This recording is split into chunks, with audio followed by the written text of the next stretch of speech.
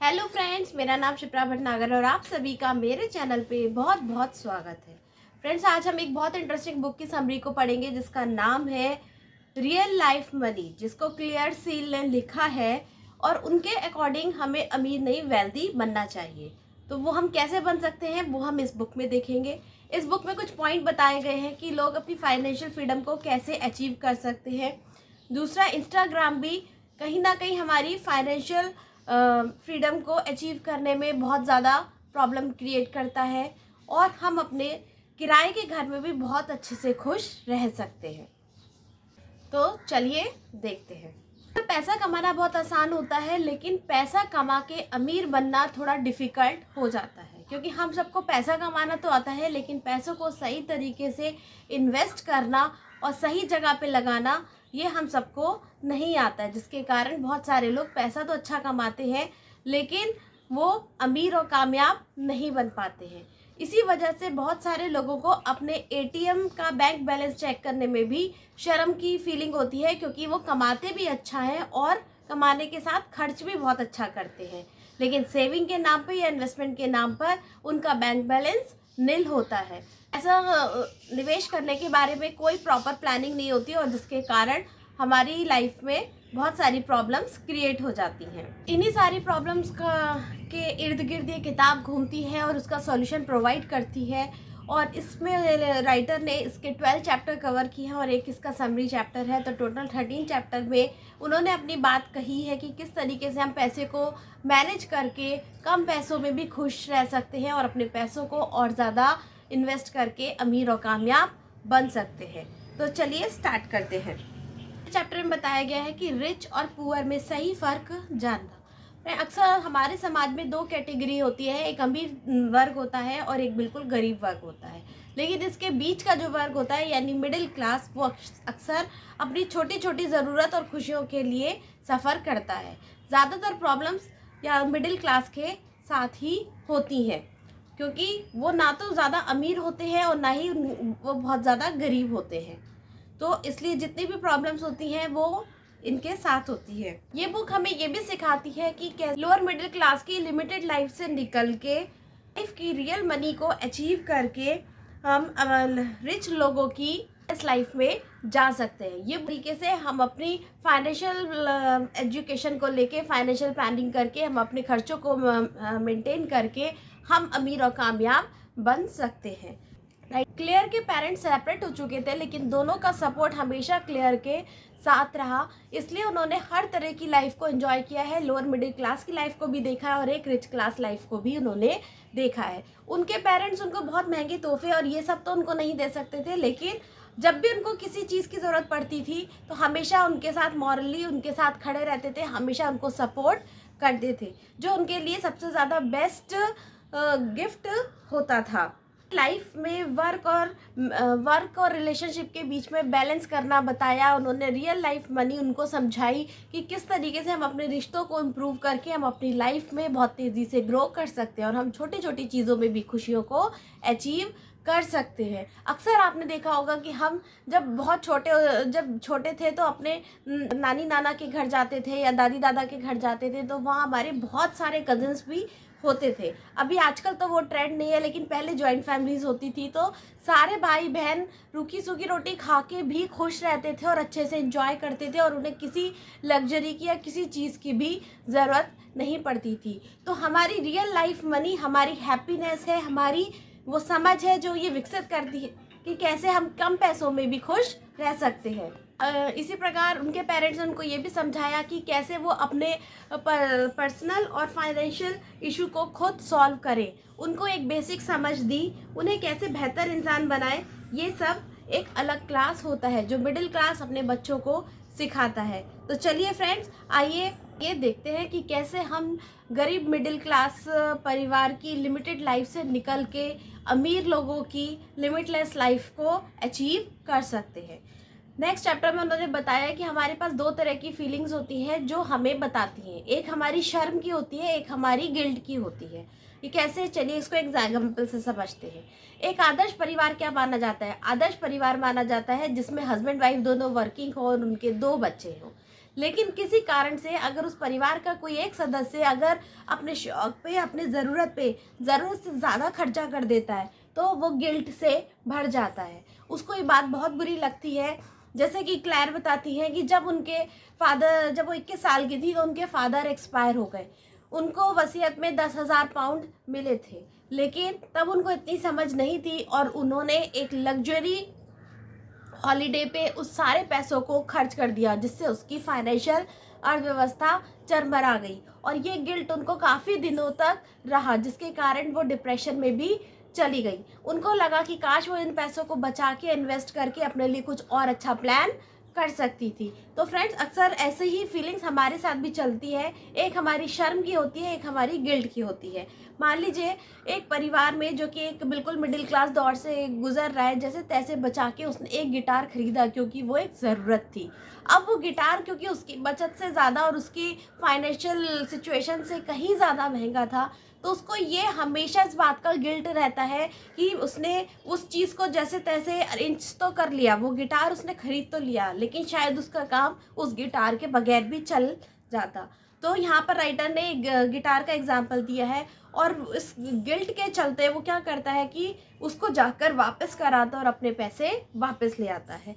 और दूसरी फीलिंग होती है शर्म की। मान लीजिए किसी कारण से आपके पास एकदम से फाइनेंशियल क्राइसिस होती है, या कोई चीज़ अरेंज करने के लिए आपके पास कुछ पैसे कम पड़ जाते हैं, या आपको कुछ स्टार्टअप करने के लिए किसी से पैसे उधार लेने पड़ते हैं, तो लोगों को ये बात बहुत हर्ट होती है, जिससे वो शर्म ही अंदर इतना घुटते चले जाते हैं कि उनकी मेंटल हेल्थ भी ख़राब हो जाती है और मेंटल हेल्थ ख़राब होने के कारण उनकी जो फिज़िकल हेल्थ होती है वो भी ख़राब हो जाती है। उनको ये बात बहुत बुरी लगती है कि हमने किसी से पैसे उधार लिए हैं। धीरे इस फीलिंग को चेंज करिए। जब आपके मन में थॉट आने लगे कि आपने किसी से पैसे उधार लिए हैं, तो ऐसा मान के चलिए कि जब कोई इंसान कोई काम स्टार्ट कर रहा होता है, या लाइफ में सबके साथ एक टाइम ऐसा आता है कि किसी को किसी के साथ पैसे उधार लेने पड़ते हैं, और लेकिन धीरे धीरे आप अपने खर्चों को और उसको मैनेज करते हुए अगर आप टाइम से उन पैसों को रिफंड कर देते हैं तो उसमें कोई शर्म की बात नहीं है। तो आप इस फीलिंग से उभरिए और हमेशा एक अच्छी लाइफ को लीड कीजिए। यही आपकी रियल लाइफ मनी होती है। कई बार हम दिखावे के चक्कर में सोशल मीडिया पे अपना टाइम और मनी दोनों वेस्ट करते हैं। आजकल लोग पैसों को बहुत इंपॉर्टेंस देते हैं। सोशल मीडिया पे क्या दिखाया जाता है? सोशल मीडिया पे लोग अपना अच्छा ही दिखाते हैं। हम सोशल मीडिया पे लोग वही दिखाते हैं जो वो दिखाना चाहते हैं, लेकिन लाइफ का एक दूसरा पहलू भी होता है। हर इंसान अपनी अच्छी चीज़ें ही सोशल मीडिया पे शेयर करता है, लेकिन हमेशा ऐसा नहीं होता है।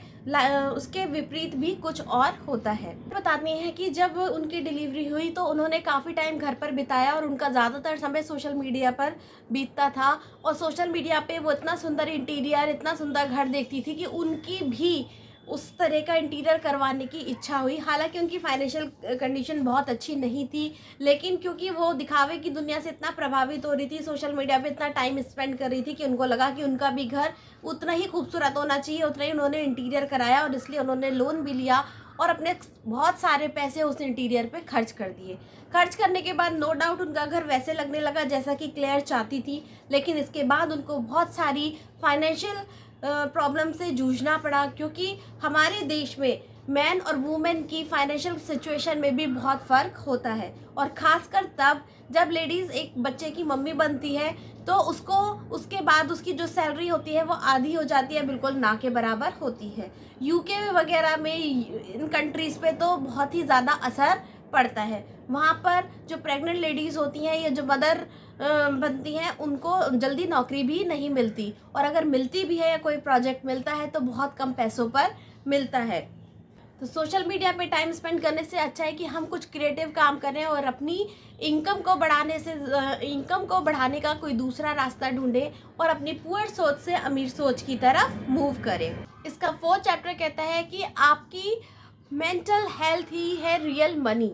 कई बार मैंने आपको बताया कि दिखावे के चक्कर में या सोशल मीडिया के चक्कर में हम ऑनलाइन शॉपिंग के ट्रैप पे फंस जाते हैं, और ऑनलाइन शॉपिंग एक इल्यूजन होता है, जिसके कारण हम इतनी ज़्यादा शॉपिंग करने लगते हैं कि हम खुद एंजाइटी और डिप्रेशन के शिकार हो जाते हैं। स्ट्रेस और एंजाइटी से हमारी मेंटल हेल्थ ख़राब होने लगती है, और उसका असर ये पड़ता है कि हम अपनी मानसिक शांति खो देते हैं और अपने प्रेजेंट को एंजॉय नहीं कर पाते हैं। तो ऑनलाइन शॉपिंग भी एक इल्यूजन है, तो उससे हमें बचकर रहना चाहिए। जो हमारे पास है उसको बेटर बनाइए, उसी में खुश रहिए और संतुष्ट रहिए। हम दो केस में ही सबसे ज़्यादा शॉपिंग करते हैं, जब हम ज़रूरत से ज़्यादा खुश होते हैं या हम ज़रूरत से ज़्यादा दुखी होते हैं। और दोनों ही सिचुएशन में हमें इस ट्रैप से फंसना है, क्योंकि शॉपिंग भी एक तरीके से हमारी मेंटल हेल्थ को ख़राब करती है। इससे हमारे दो नुकसान होते हैं कि एक तो हमारी फाइनेंशियल बजट बिगड़ जाता है, दूसरा हमारी मेंटल हेल्थ भी खोने लगती है। तो हमें इस ट्रैप से बचना है, इस इल्यूजन से बचना है और हमें रियल मनी को, रियल लाइफ को अच्छे से एंजॉय करना है।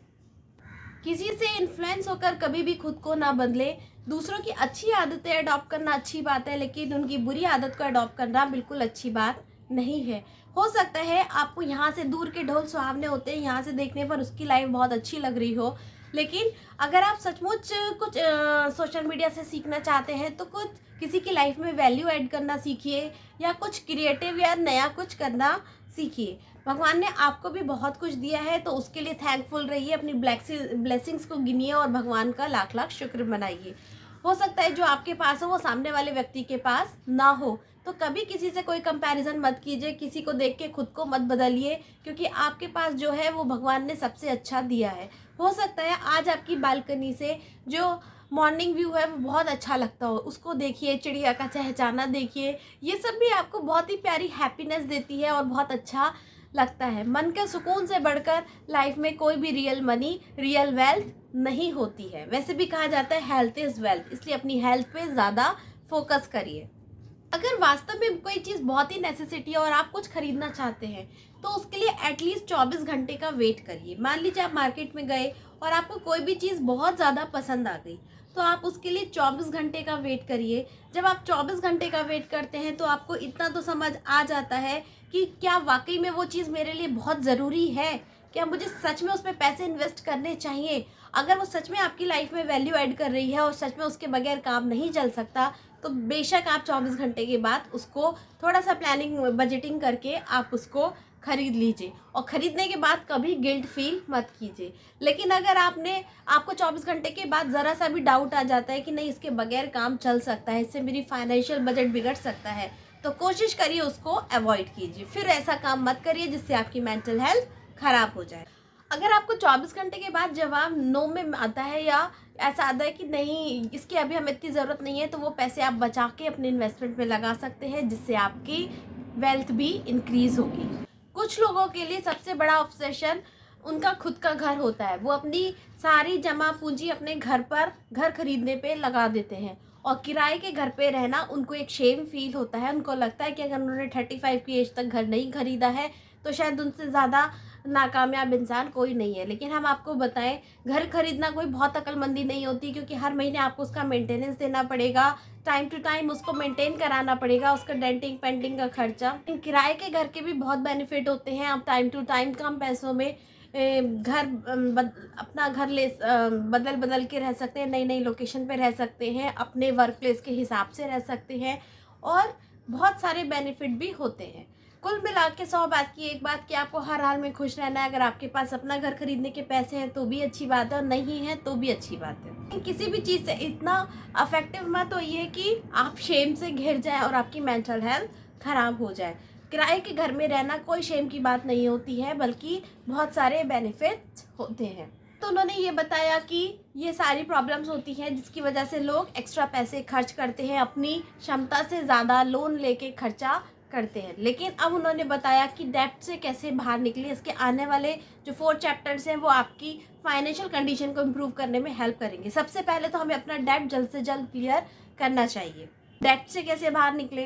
डेब्ट से बाहर निकलने के लिए आप अपना एक फाइनेंशियल बजट बनाएं, जल्द से जल्द उस डेब्ट से बाहर आने के बारे में सोचें, और इसके लिए आप एक प्रॉपर प्लानिंग करें, लेकिन किसी बात का बर्डन ना लें। तो एक प्रॉपर प्लानिंग के तहत, प्रॉपर बजटिंग के तहत अपने डेब्ट को जल्दी जल्दी ख़त्म करें। इससे आपको मेंटली पीस मिलेगा और अपनी लाइफ में आप और ज़्यादा ग्रो कर पाएंगे और आपको और ज़्यादा ऑप्शन मिलेंगे। एक नई फाइनेंशियल जर्नी की शुरुआत करें, और अगर आपकी टाइम टू टाइम इनकम बढ़ती है तो अपने खर्चों को उस रेशो में ना बढ़ाएं। खर्चे हमारे दो तरह के होते हैं, एक फिक्स होते हैं जैसे हमारा राशन, हमारा बिजली का बिल, हमारा बच्चों की स्कूल फीस, इस तरीके से हमारे कुछ खर्चे हैं जो फिक्स हैं, जो होने ही होने हैं। लेकिन दूसरे खर्चे वो होते हैं जो हम अपने शौक पे खर्च करते हैं। और कभी कभी अपनी रूटीन लाइफ से कुछ छोटा मोटा एक्सपेंस करने में भी कोई बुराई नहीं है। एक लग्जरी मूवी देखने की बजाय अगर हम छोटी मोटी पिकनिक प्लान करते हैं तो अपने परिवार के साथ हम कम बजट में भी बहुत अच्छे से हैप्पीली इंजॉय कर सकते हैं। और वो हमें करना भी चाहिए। कभी कभी हमें रूटीन लाइफ से हटकर एक अलग एक्सपेंस भी करना चाहिए, क्योंकि वो हमें हैप्पीनेस देता है, ऊर्जा से हमें भर देता है। बदलाव को एनालिसिस करना बहुत ज़रूरी है कि क्या हमने चेंजेस किए, कहाँ हमने खर्चे बढ़ाए, कहाँ हमने अपनी सेविंग्स को बढ़ाया। चेंज को इंजॉय कीजिए और कभी भी इस स्ट्रेस में मत रहिए कि दूसरा हमसे ज़्यादा हैप्पी क्यों है। क्योंकि मैंने आपको बताया, जैसा कि राइटर आपको बता रहे हैं कि आप अपनी छोटी छोटी चीज़ों में भी खुशियाँ ढूंढ सकते हैं। आप मेले में जाके भी इंजॉय कर सकते हैं, आप पार्क में जाके भी इंजॉय कर सकते हैं, आप अपने रिलेटिव्स और कज़न्स के साथ मिलकर भी अपनी खुशियों को बढ़ा सकते हैं। उसके लिए आपको किसी महंगे बार पब में जाने की ज़रूरत नहीं है। आप घर में बैठ के भी पूरा इंजॉय कर सकते हैं। फ्यूचर गोल की तैयारी करें, अपने लिए एक सेट गोल बनाएं। ये आपके लिए एक नई शुरुआत का काम करेगा। उसके हिसाब से बजटिंग करें, धीरे धीरे थोड़ा थोड़ा इन्वेस्ट करते हुए चले। अपने खर्चों को, जहां अननेसेसरी खर्चे आप कर रहे हैं उनको कंट्रोल करिए। खुद से एक प्रॉमिस करना है कि कम खर्च में भी हम हमेशा खुश रहेंगे, क्योंकि हमारी जो रियल वेल्थ है वो हमारी हैप्पीनेस है, हमारी मेंटल पीस है। तो हमें उस पर पूरा फोकस करना है। हमें अपनी हैप्पीनेस पे, अपनी हेल्थ पे, अपनी मेंटल हेल्थ पे पूरा फोकस करना है। चाहे हमारे पास पैसे ज़्यादा हो तो भी हम खुश रहेंगे और कम है तो भी खुश रहेंगे। अपने आप से प्रॉमिस करना है कि हर हाल में, हर सिचुएशन में हमें खुश रहना है। हमारी लाइफ में आने वाले अप्स डाउन्स को भी इंजॉय करना है और स्मूथ लाइफ को भी इंजॉय करना है। बात थोड़ी मुश्किल हो सकती है, लेकिन हमें खुद पर भरोसा रखना है कि हम एक दिन सारे ड्रीम्स अचीव कर लेंगे। बुक समरी का उद्देश्य यही है कि आप पैसों की इम्पोर्टेंस को समझें, लेकिन हर हाल में खुश रहें और वेल्दी बने। इस बुक समरी का यही उद्देश्य है कि आप पैसों के साथ कैसे एक अच्छा रिलेशनशिप बिल्ड करें, हम वेल्दी बनने के बारे में सोचें, हर हाल में खुश रहें, अपने प्रॉपर गोल बनाएं, फाइनेंशियल सक्सेस को अचीव करें और अपनी लाइफ में तेज़ी से ग्रो करें। और पैसे से भी ज़्यादा इम्पॉर्टेंट हमारी लाइफ में और भी चीज़ें होती हैं, जैसे हमारी हेल्थ, हमारी हैप्पीनेस। ये हमें कहीं ज़्यादा सुकून देती है। कई बार बहुत सारे पैसे होने के बाद भी लोग मेंटल पीस नहीं होता है, और कुछ लोगों के पास कुछ नहीं होता और फिर भी वो बहुत खुश रहते हैं। तो आई होप आपको ये बुक समरी समझ में आई होगी। अगर अच्छी लगे इसके कुछ मोटे मोटे पॉइंट्स तो प्लीज़ इसको लाइक कीजिए, शेयर कीजिए एंड सब्सक्राइब कीजिए। और अगर बुक समरी अच्छी लगे तो आप मुझे कमेंट करके बता सकते हैं कि नेक्स्ट में कौन सी बुक आपके लिए लाऊं। तब तक के लिए गुड बाय।